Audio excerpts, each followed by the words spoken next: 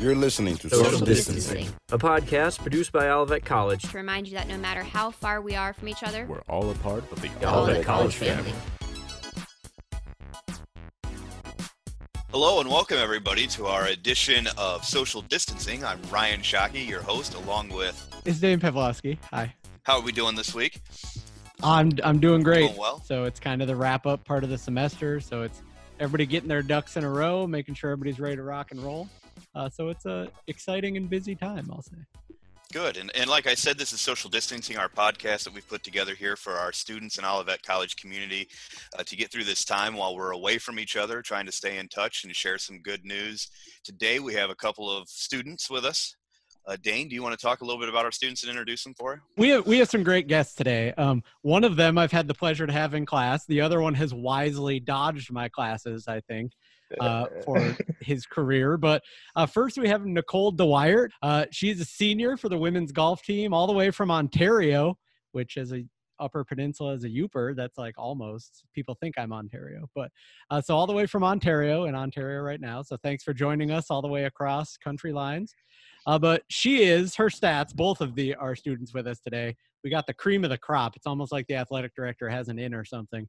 But she is a four-time All-MIAA selection for the women's golf team.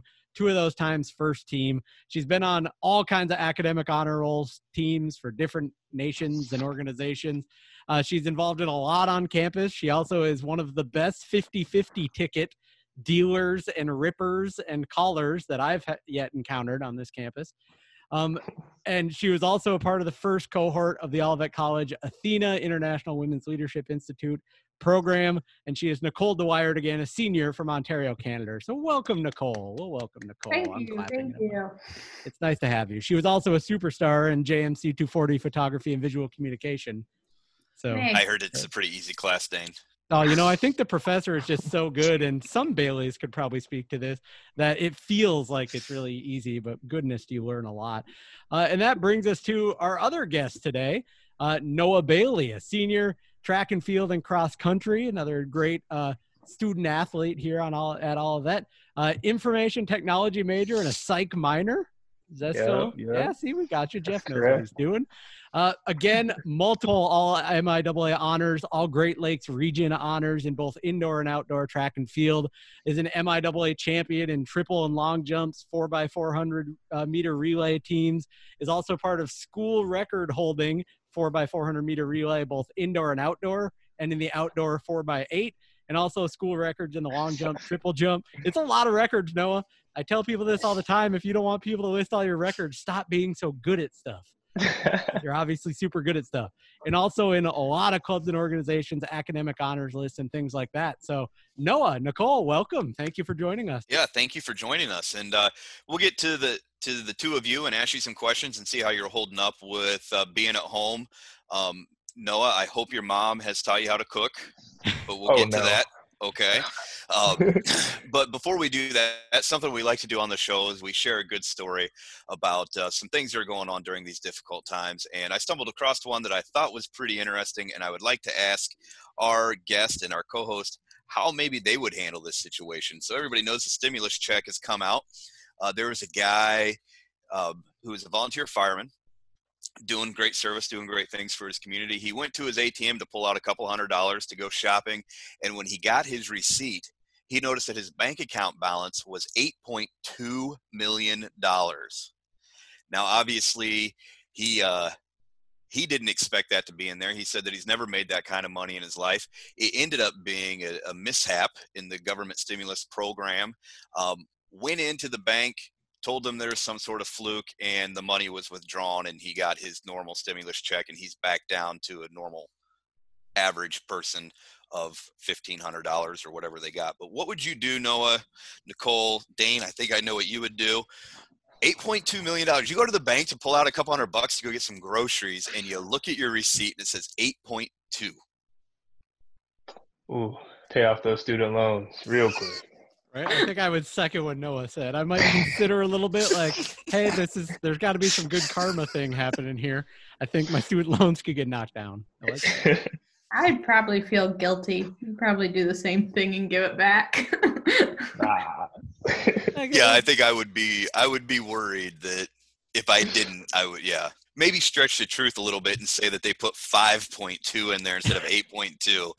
And, but so, what kind of good news things have you guys seen, if anything? Daine, I don't know if you had a story or if the two, Noah and Nicole, had seen anything going on in their lives. I'll jump in quick. My dad was a math teacher for a long time, then was my principal my senior year, and now is a superintendent in the UP. And then my brother and his wife are teachers in Missouri. So it's been interesting to see, but it's cool. One of the things I really like are how all the different schools, even the school my brother is at, Ash Grove, shout out Pirates in Missouri, is very small, rural community, kind of out in the sticks. Same as my hometown in the UP.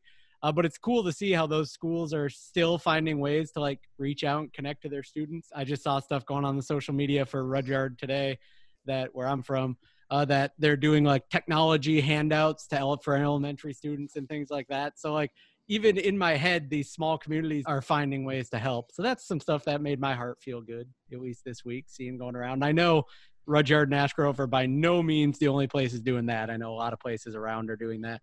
So things like that are really exciting.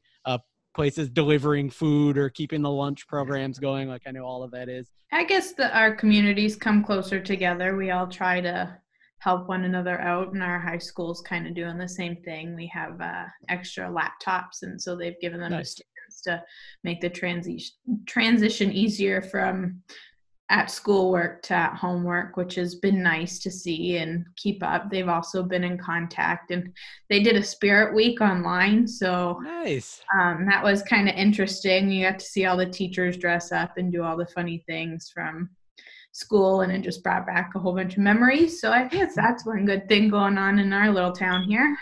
Nice. We have to do that. Yeah, I would say like the community's coming together. Also, I've been eating a lot more home cooked meals since I've been home. So that's real. That's also going good for me. I feel that, like, even as a professor, like it's usually during the week, at least one night a week, my wife and I'll get home from being like tired and busy. We'll be like, we're just going to go. Let's just go out and get food. And now we're like, we got to make food every night. So like it's nice. It's a little extra thing, but that's a huge home cooking. That's all I need in my life. It's a lot of an extra thing. We have 3 kids. That means, do the math, 15 plates a day, right? 3 meals, 5 people, 15 pieces of silverware. I'm tired of doing dishes. Our dishwasher, I don't know if it's going to make it if we have to do this much longer. We're unloading it and loading it every day. That's some athletic director talk right there. You want to know the name of the dishwasher at my house? Daine. And we do so many dishes now, and I have no idea how. But you got to get on that smoothie. See, in the morning, I just mix a bunch of fruit in a smoothie, a little peanut butter. Then you only got 1 cup. You don't have any of the silverware, all that. So we're going to start. Nicole, we're starting with you because you're on the left as I look at my panels. So I'm going left to right because that. How's it going since this all started? It's good. I've been enjoying the family time and happy to be home. I mean, it's as good as it can be. School's moved online, but the professors have been great in that aspect, that communication, and they've always been there and answering questions. But it can be a little difficult sometimes since I chose Olivet for the one-on-one and names, and so having to move online made it a little more difficult. But my friends have been awesome. It's been good to be home, but I mean, I'm ready to come back too. This can end anytime. That makes sense. And Noah, how are things going over there? Things are good. Finally got used to online classes, Right in time. Right on time before finals. Yep. But yeah, it's good to be with family, and I haven't seen them in a while since we're all like different colleges, and we're like, hey, you live here too? Like it was it's just a good time. So Noah, you bring up an interesting point. I know that you have one brother. Nicole, I guess I don't know if you and I have ever spoke about brothers and sisters. What do both of you have as far as brothers and sisters and bringing everybody back under one roof, something that hasn't been done in a few years? I know our kids are at each other's throats. How's that going, being mixed in back with siblings? So I have an older brother. He's 5.5 years older than I am. So he's actually moved out. So I'm kind of like the only child. So I guess it's a little difficult because my brother and I are very, very close, which you don't hear that very often, but we are. We never fought growing up together. We always hung out. He brought me everywhere. He actually wished for me when he was little. He wanted a little sister and he got one. So it's a little difficult because, I mean, I'm away from him at school, but you come home and you expect to see your loved ones and I can't really see them. So, but we talk as much as we can and we try to stay in touch, and FaceTime's a wonderful thing. So we're doing all right. But yeah, I only have one brother and he's not here. I, on the other hand, have 8 siblings, but yeah, so the first four moved out. They're on their own, doing their own thing, but the last 4 are still here. So just seeing my 2 younger siblings are still in middle school, that's a whole different world. I don't know what's going on there. That's like a whole different generation of kids. They're hilarious, but I don't understand them. Isaiah, he already rooms me at school. So it's normal seeing him every day because he was in the next bed over from me. My little sister, Jellica, she goes Indiana Tech. She's still short, still her, but they're all hilarious. Love them all. What was kind of your first reaction when you heard about COVID-19 being a thing, and the possibility of some schools starting to send kids home, and Olivet College as we started to make those decisions, and you heard that spring break was extended, and kind of what was your initial reaction to all that when you realized that this was going to cause us to stay home for a period of time? Well, when I was got the email that spring break was going to be extended, I was in the middle of doing homework, and I immediately shut my books and said, I'm not doing that anymore. But I mean, I was a little surprised. I was a little sad my senior year not being able to play. I was just grateful that we were still out in Arizona. And we had an amazing trip considering all the unfortunate things that happened during the time. Like everybody went home. We even tried to hook up with a couple schools that were staying down there, but they ended up going home too when it got bigger and bigger. And eventually we decided we would come home early too. It just wasn't worth it and everything that was going on. But my initial reaction was, I have more time to do my homework. Noah, what do you remember? I would say for me, it was more like shock and like not believing it.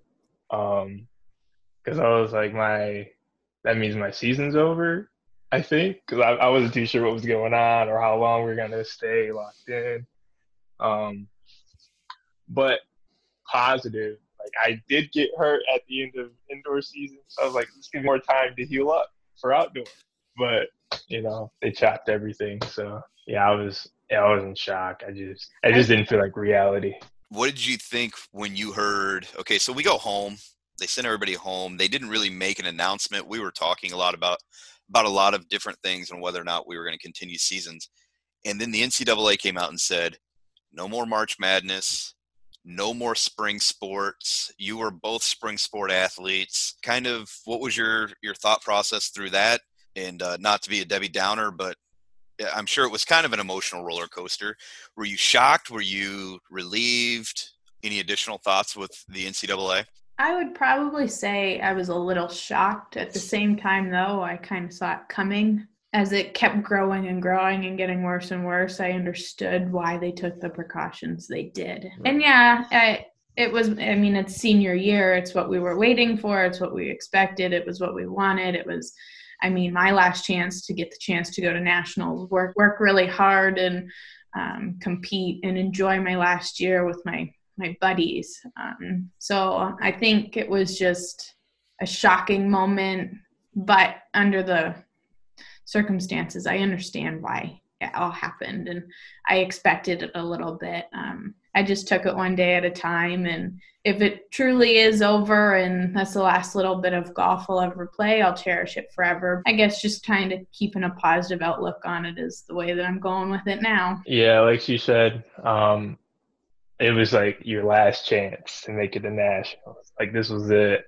It's your senior year. You don't get another one. I'm glad that they did give what is it, a season of eligibility back. But being my senior year, I'm not going back to school. Like I don't need to go to grad school. So like that was it for me. It was devastating. I didn't know how to take it for a while. I still don't. But it just feels like a missed opportunity. But it also made me like grateful for like what I did get to achieve and what I did do. I left my mark. Keep tracking forward. That's all you can do now. Exactly. And like to have that, like you said, just kind of ripped out, that would be devastating. But Noah, and Nicole too, the positivity side, like listen, that big long list, like those are the accolades that they obviously, and you two being great examples of student athletes at Olivet, live on. But those are the things that nobody can take, where people can take that last chunk of the season or the last few meets or the whatever it is. That's the thing that down the road, when I'm an older man and I got all this gray hair and I'm hosting that alumni award banquet at homecoming and we're saying all those lists to you, we might talk a little bit, might have a little question about it, but there's all that good too that goes around. So. And one of the things, I was an Olivet student. You may or may not have known that back in the day. But for me, the big thing that I always ask students, whether they're current, moving on, perspective, whatever it is why Olivet? Like a lot of people, I think, and people that see this social distancing, a podcast by Olivet College, and they see that, they might not get like why we're different. So what brought you both to Olivet? Whoever wants to start. For me, it was my coach, Coach Moss. I would have never actually heard of Olivet unless he contacted me. And then I came for a visit and I fell in love with the campus.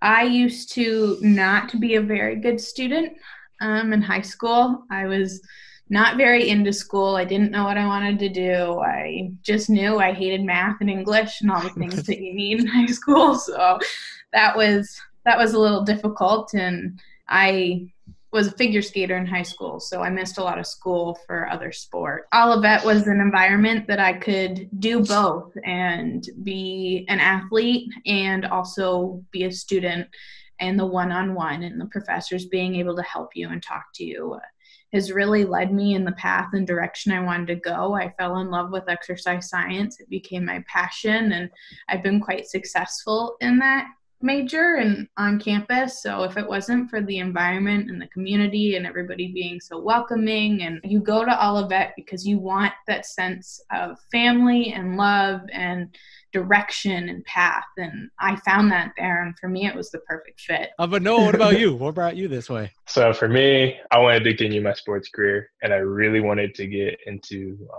computers. That's what I wanted to do. I wasn't too sure what specifically with computers that I wanted to do, but I talked to Coach Lutsky and I came in for a visit, and like it just felt like family. Like I really enjoyed the coaches. I enjoyed the campus.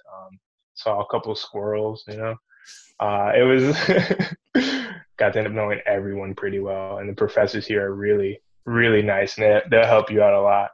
Janine Peters, that's favorite advisor. She took me under her wing first day I got here, helped me with advising and everything. I'd come to her about everything, and she just answered all my questions and really helped me out. So the professors are here to really help you out, and they really care about your education, and that was really important to me as well. And track was family, so it was a good fit for me, and I enjoyed every year of it.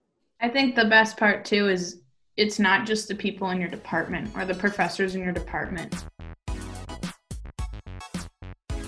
How are you staying? I know both of you, you talked about how your team and it's like your little family within the Olivet family.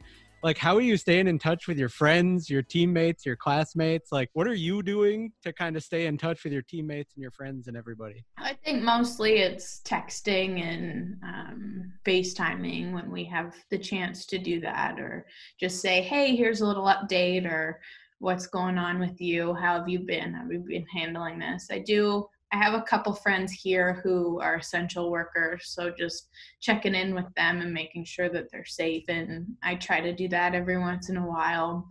My team, on the other hand, we've made a couple TikToks to stay in the loop. So, and then Coach always is the group, and we have to check in and make sure we're all still alive. So other than that, we've just been keeping up with each other, and we have a group message. Yeah, for friends, we kind of just shoot each other a text, or we just FaceTime or call, just drop in, check in on each other, see how we're doing. Coaches we'll hold meetings for like the whole team, and she'll like break us off into different groups and let us catch up with the people on the team that we don't normally talk to, because track is really kind of individualized and broken up into throwers and sprinters and distance. So it mix us up and just talk to people. I love talking with our international students, and I know that some people might look at the United States and Canada and say it's really not that much different, but I think there are small differences all of the time. Talking with your friends back home and your teammates and everything here in the States versus, say, what you're experiencing in Canada, is there anything really different, or are both countries kind of treating this one and the same? I think some things are different here than at home. You guys are doing awesome with the staying home. We're all in quarantine too. We can't go outside. So self-isolation. When I came home, I had to self-isolate for 14 days because I was out of the country, which meant I couldn't go anywhere. I couldn't do anything. Just had to stay home, which was, nobody's doing anything right now anyway, so it wasn't that big of a deal. But there are some huge fines out there if you do get caught, and everything's pretty much shut down here except for grocery stores. But for the most part, if they catch you gathering, or they will fine you. And the biggest fine is like $750,000. It's outrageous, and I think it's just to scare people, but it's like a real thing. So we've extended our stay at home too until May 15th or something like that. So we're just trying to take the precautions, slow the spread. What are you watching? What should we watch? What would you throw out recommends, things like that people need to get their eyes on during all this? I think for me, I've been told to watch Tiger King. I haven't gotten there yet. But I've been watching some old things that I used to watch all the time, that I actually have time to watch things. So I've been hooked on Criminal Minds and Gilmore Girls. I just love that show. So that's really it for me. Nice. Noah, what are you watching? So for me, I really like cooking shows. So Food Network, and I'll watch Guys Grocery Games. Oh yeah. Also on Netflix, you can watch Money Heist, a bunch of criminals like with a mastermind behind them, and they just go on a big heist. So like right now, they robbed the whole Bank of Spain, and that was really cool. And then I watch all my chef shows on Netflix. It's been a good time. Good time for Netflix. What are some things you'll look back on in like really fond memory already, and then what are some things that you're going forward to now? I was always so immersed in like the team, like the track team. We were always doing stuff together. When I first got there, it was fun. Like, and they made it really fun for me. And as the years went along, and I got better and better as an athlete, I got to go to different places and go to different meets I wouldn't usually get to go to. And I got to go to Boston for like nationals, and that was a lot of fun. Just like they gave you a bunch of different experiences that I wouldn't have been able to have if it wasn't for the track team, for the sport. And going forward, looking for a job right now, it's kind of hard because it's a lot of things getting cut, a lot of people unemployed. So it's a little nerve-wracking to see if I could find one. But I guess I'm not too terribly worried, because we all need your technology. You know, it's I'd say that's essential. But yeah, I kind of want to start out. I want to get into cybersecurity, but you have to start somewhere. So like, if that's just like help desk, starting out at help desk and working your way up. So right now I'm looking for like a help desk kind of job or a tech job. So any alumni out there listening, get at us. Noah's looking. He's ready. Rock and roll. Thanks, Noah. And Nicole, what kind of fond memories will you really look back? What moments will kind of stand out? And then where are you going from here? I think some of the big moments for me anyways is how I've been able to be so successful on campus. I've been able to achieve dreams that I never thought would be able to come true. And I had all my family and friends and significant people in my life standing by me to do it. And that's been absolutely incredible. One memory we won't let my coach forget is how we came down the stairs in the hotel room once at a golf tournament, all in different onesies, and we went for ice cream. I was a minion, and two of my other teammates were Eeyore, and then there was a cow, and all the little kids at the Cold Stones were absolutely adoring it, and coach was just sitting there rolling his eyes at us because we're crazy, but it was a memory that we'd never forget. His face was priceless. We all had a blast, and we bring it up every time we see him. So we always just tried to keep it entertaining for sure. We bought bowling pins one time and bowled outside of his hotel room and did a whole bunch of wacky stuff to make it interesting and fun. I mean, look at the students that we have on our team. There was so many memories. Just to pinpoint it to a couple is extremely hard. I'm going to miss them so much. But for the future, right now, I think I'm going to take some time off, just work a little bit. I may have a job at a gym when everything opens up. So hopefully, fingers crossed on that. In a year or so, I would like to go on and do my master's in either special education. I went to not Summer Olympics. I went to the Winter Special Olympics, and it was absolutely mind-blowing, and I loved every second of it. So something in Special Olympics or continue on through the exercise science realm. So as we wrap up here, we'll start with you, Noah. Anything encouraging that you would like to share with your students, your Olivet College community, friends, faculty members, coaches, to keep them going during this time? Tomorrow is uncertain, so just take it one day at a time. One day at a time will get you through a week. Mm-hmm. And just try to stay positive. Try to keep your head up. You're not in control of the situation, so you might as well control your attitude toward it and just do what you can do. And if you're doing what you can do, just be happy. Be happy that you're doing what you can do. Great words of encouragement. Nicole? Should have went first. No, I think positivity is key. Definitely stay positive. He's right. You can't control what's going on. And even though we can't be together now, that doesn't mean that one day we'll all be back together. Everybody goes back to Olivet for something, whether it be homecoming or to teach, or you find a lot of alumni are working. So we can't be together now under the circumstances, but the time that we can be together will be mind-blowing and amazing. So just wait for that and keep thinking forward and stay positive. And one day everything will go back to normal. Those are great. Well, we don't want to keep you all from work and schoolwork and things, but I want to, and I'm sure Shockey as well, but I want to say thank you, Noah and Nicole. That was awesome. It was super refreshing just to hear from the student point of view and hear how it's going, not just as students, but as people and as seniors and student athletes. We wish you nothing but the Olivet best as you move forward, and obviously stay in touch with us if you need anything on our end. That was awesome. So thank you. Reminder to everybody listening out there that you can find us anywhere you get your podcasts: Spotify, Apple, Anchor, Pocket Casts, pretty much anywhere, and also now being put out through the Olivet College social media accounts, Facebook, Twitter, and other places. And if you want to be a part of the show, if you're a student, faculty member, staff, an alum, somebody tangentially involved, you want to be involved, please get at us, me, D. Pavlovski at olivetcollege.edu, or Ryan at rshockey at olivetcollege.edu. If you have any questions you'd like us to ask, any people we should talk to, anything else about the show, please reach out and let us know. We'd love to talk to you. I'll do quick thank yous from me. I want to thank, obviously, Nicole and Noah. Like I said, that was great. You've re-energized, you recharged my batteries.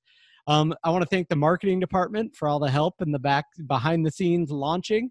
I want to thank the Olivet College administration. I want to thank Ryan Shockey, the great host with the most, faculty, staff, families, and everybody. But most importantly, our students, and you two are great examples of that. And you were great before you came, but of people who really take advantage of Olivet College and what we have to offer, and just take it to that next level. So thank you two, and thank you to all of our students as we roll up this semester. Some specific students I want to shout out who were part of our intro: Aaron Gowdy, Keon Rainey, Asher Wertheimer, Travis Garner, and a non-student who I'm pretty close with, Aaron Pavlovski. Thanks for lending your voices. And I'll hand the thank yous over to Shockey because I had a lot of them. Thank you to Nicole and Noah. You know, we were trying to find 2 students that would do a great job, and whittled it down to a list of about 5 pretty quickly. And I thought, hey, let's try Noah and let's try Nicole. And you both said yes on the first time. So thank you. We didn't have to twist arms. I appreciate that. A big thank you to Daine. He puts a lot of time into editing and putting this together as the producer of our marketing department. And the biggest thing, you know, we don't see it because we're not there, but we still have employees that are essential employees at Olivet College that are showing up to work to make sure that the college is still moving. You know, our maintenance staff, our housekeeping staff, our IT staff is still, they have somebody there every day. Going remote and online and Zoom is not as easy as everybody thinks. So they're putting in a ton of time. I'd like to make sure we thank them. And then outside of our community, just thanking those healthcare workers and community service advocates on the front lines with their civil service, doing everything that they need to do to make sure that we're safe and responsible and getting healthy. Absolutely. Thanks, Ryan. Hopefully everybody out there listening, this helped brighten your day a little bit. I know it did mine. And it's always fun to hear from members of the Olivet College community. Again, if you want to get involved, get at us. We'd love to hear some more members of the Olivet College family. Until then, keep your eyes peeled, your ears open for the next episode. Stay healthy, stay safe, and of course, go Comets. Go Comets.